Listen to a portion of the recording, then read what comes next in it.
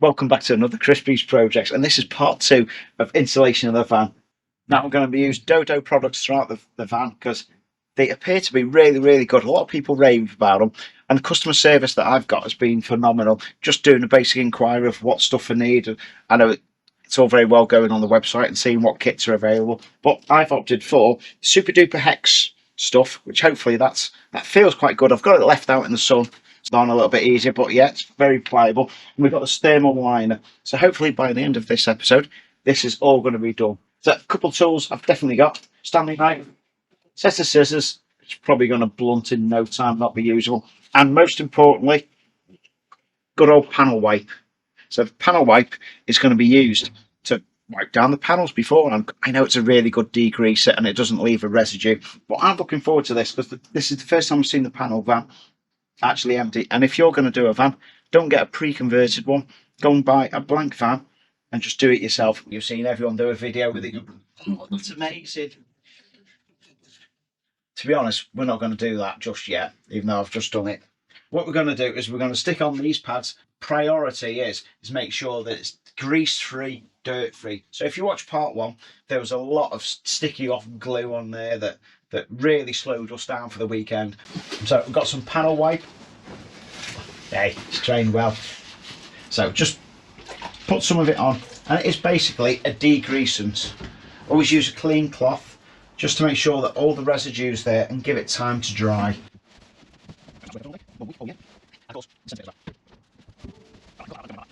We've already got the van a little bit warm here because I've been using a nice little temperature controlled one. I might leave a link to this in the description below.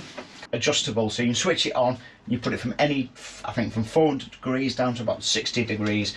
If you've ever been at a campsite and you've not been too keen on your neighbours, this is going to help at least drown them out. If you've ever been camping at a motorsport event, particularly in Europe, which we are going to Le Mans, that's a whole build process of this van.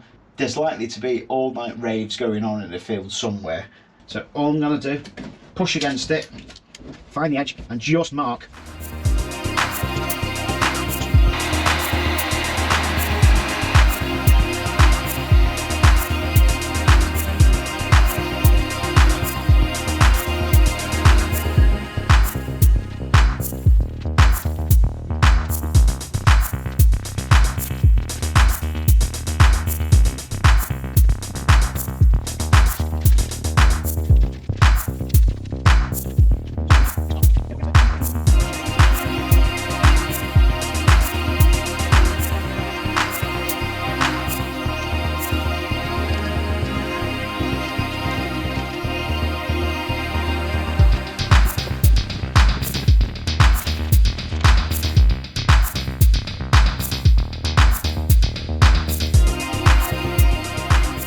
So it's time for that wheel arch, because I've watched quite a few of these videos and no one tells you how to do the wheel arch. It's more or less, ta-da, it's done. And this is the most complicated piece you're ever going to do.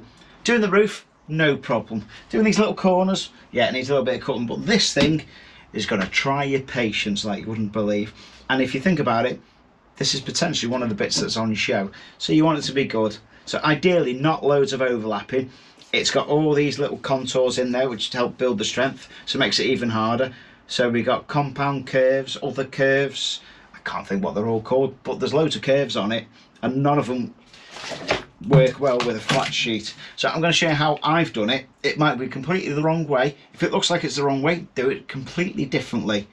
Again, panel wipe, let's put it all on and wipe it all off.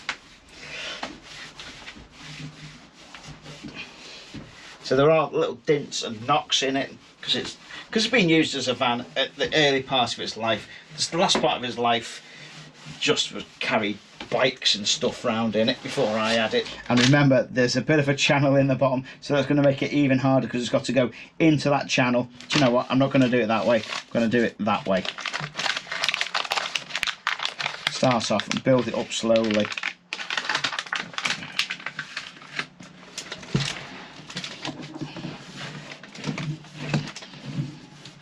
Because if you don't go into that channel, what's going to happen is panel to resonate. So we're just at the edge there. So I'm just going to bring it up and just tuck it in.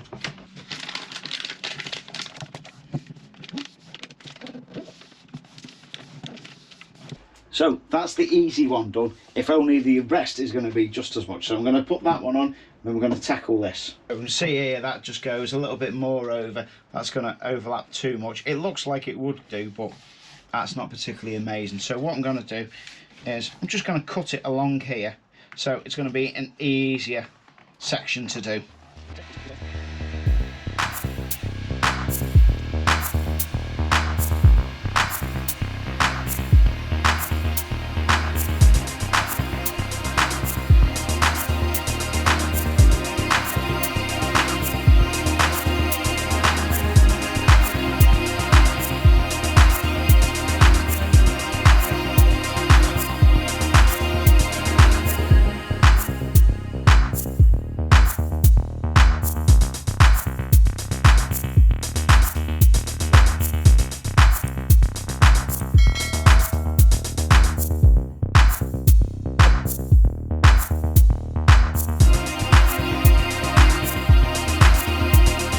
We're using lots of smaller pieces just to build this up. So instead of having lots of weird sort of curves and then it crunched up, we're making sure that basically that the whole area has contact with some of this, and there's no air pockets in there, which is going to help to the resonance. Like little slithers in there, that's not too much of an issue when you think about what comes on from the factory and how much of a resonance it's really going to let through that little bit. But we're still going to use the odd little offcuts just to fill in those gaps, because we're sad that way. But the main thing is that all these are being touched. So I've cut off another little strip. Again, these are all offcuts from the other side, and we're just going to fill that in. I've already give it a little bit of a cut. Ideally, I don't want it to overlap too much, but if it's just tight against it, you can push it in.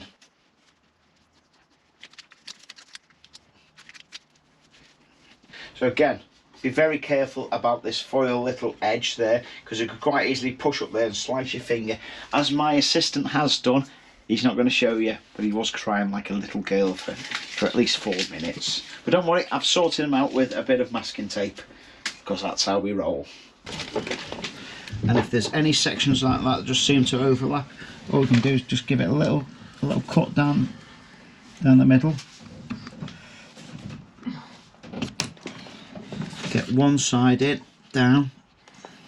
So you've got two options. You could either overlap it, depends on what you're going over the top. Just cut that slither out so you can just see where it overlaps.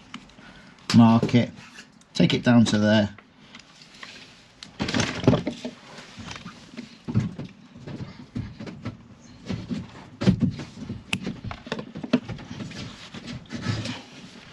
And there we go, there we are. Right, as we can see, that's pretty much how you do it. Lots of little thin layers. So if I showed you a big distance picture, you wouldn't see all these little bits of joins, but it follows the contours quite nicely. So you can see the two bigger pieces, because they're the thinnest bit of steel. It is a little bit more denser there, so we have got the top. So remember, that is the inside of the road wheels, so you're going to help cut down that noise. That's a really noisy area of a car, so that makes a big difference. So what I'm going to do when I'm all finished is actually do the inside bit there, because I've not cleaned that bit out. You can see there's just years and years dirt and grime in there.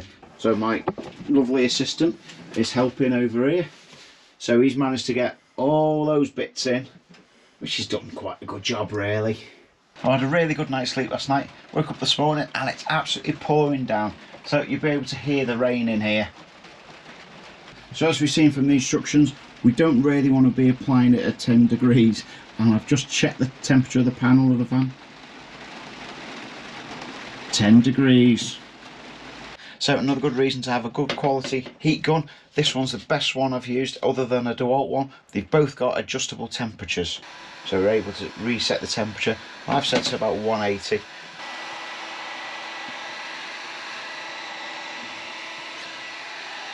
So as you can see, it's really difficult to do the roof. If you're not used to the work, it's really going to hurt your arms.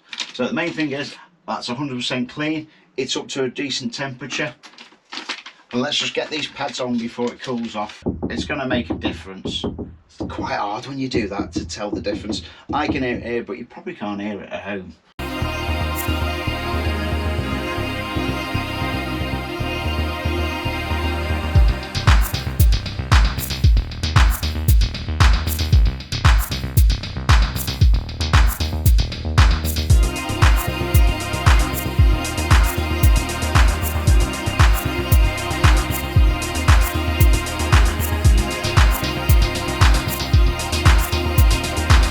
of these wedges, you've got two options. Ideally you want it as tight into there as possible, so that's why I pull the backing back ever so slowly, so that bit's not going to stick. So really should be using a roller. I couldn't find a seam roller anywhere unless it was in a big packet. End of a set of scissors, I can just get it in there and just push it in, get it tight, because you can just see you want it to properly bond onto there. Or if you're using any other tools, like I've got a bit of a trim tool there, you can get that in as well. I'm as good as done with the first part of it, so it's took a long time to actually get it right, clean it all off, which cleaning it off is going to be key. So a couple of things to note, that takes a lot of time to do. Remember, you're not going to see that, but still cover as much as possible. So as you can see, I just keep all these little bits and pieces. So carnage. So far I've used about 60 sheets, probably about 63, 64, because I've started fourth box. I've still got a couple of bits to do. I've kept one empty box for all the random offcuts.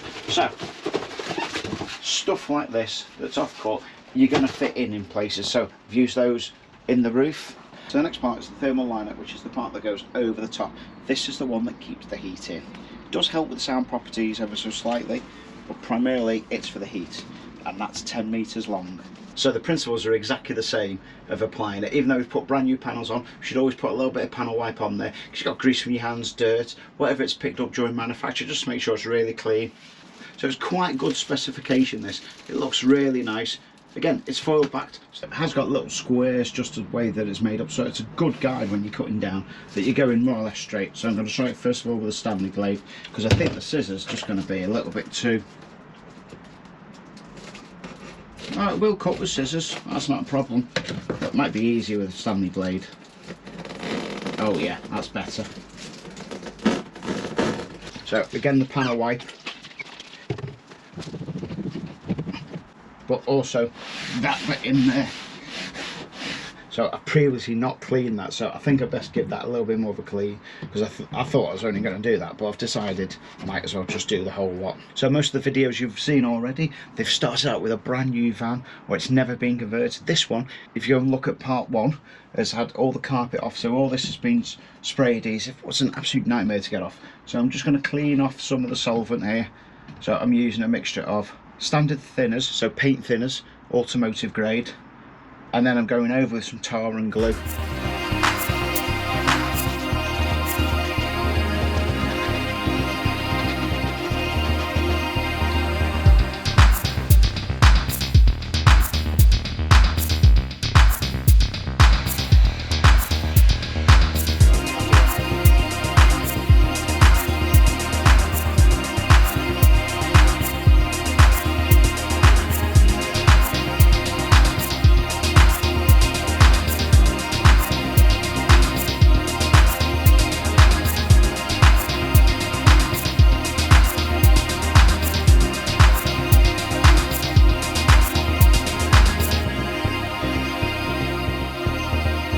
Okay, that looks fairly decent. It is my first ever attempt, because on the sound deadening I'd already done the other side before I shown you, but that's my first attempt. So a couple of things straight away. Doesn't quite line up at the top, went off a little bit. The piece was too big, it would have been too hard to ply into there, but it's done, it's stuck down, and there we go. So I'm going to get on and do the rest.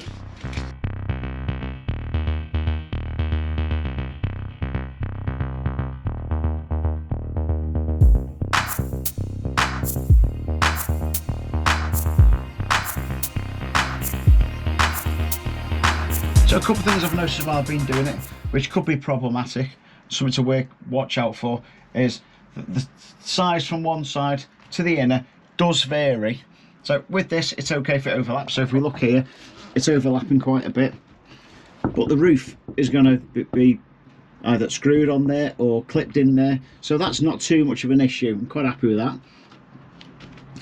And the other thing I've noticed, when I've been pulling off the backing to do a little bit, this film is quite thin and it's quite a hard plastic, so it does crack every so often and not pull everything off. So that's not really a problem with the product as such, it's more the way that I'm taking it off, and just something to be aware of, because there's a very good chance you'll be doing it exactly the same way, because we've covered all the main bits.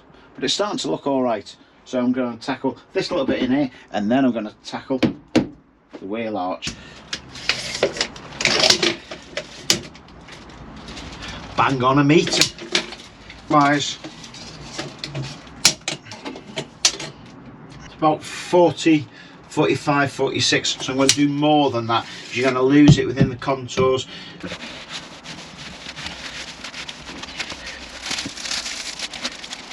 That's all the contours if we can. Move that out of the way.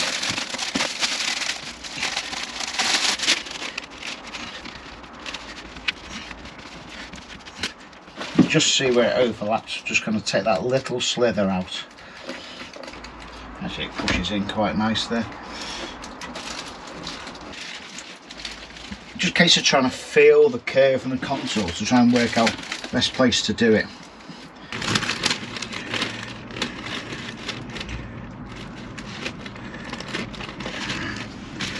Get it into the edge there.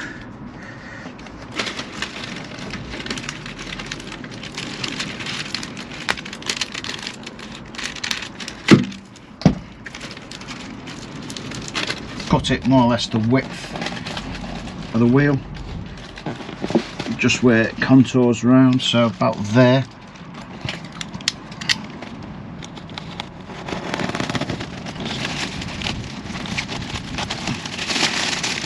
I'm going to measure it. Okay, I'm trying not to take too much of the film off. And measure it exactly to that join. And I'm going to put it just in, because we know it's going to fold over because we're midway through the joint.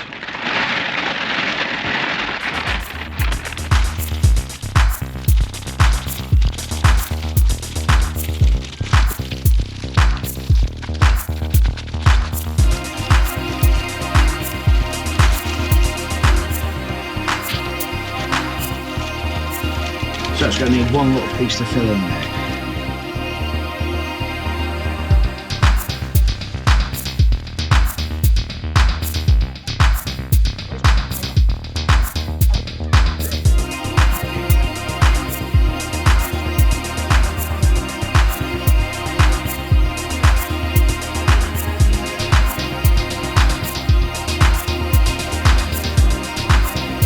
So the real piece of advice I can do, I've done it differently off both arches and they're both covered. I don't know which one's easier. I think this side's a little bit easy, apart from when it comes to cutting it, you just leave a little bit more an edge cut sort of on there so you can see the black, which isn't really ideal.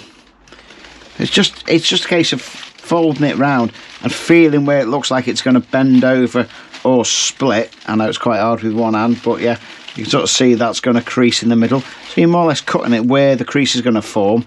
Put one side down and then cut the other piece just to it. Right, now I've cut that across there. Managed to follow the contours in. But yeah, it then overlaps a completely different way as it goes around.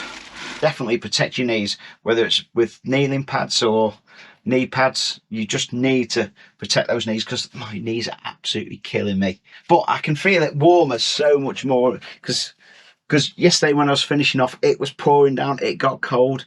I've just got a couple of little bits I need to get polished off, but basically I need to sort out all the electrics before I put the ply lining on the side and what I'm going to do with that and off, and the most importantly, what colour carpet to do. So hopefully you've enjoyed that. You think about subscribing, give it a like, give it an unlike, leave some comments down below, and I'll see you in the next one. Ta-da. Really actually quite good, and that I don't say that very often. But would I use Dodo mat again for the car or something like else? Yeah, do you know what? Yeah, probably would do.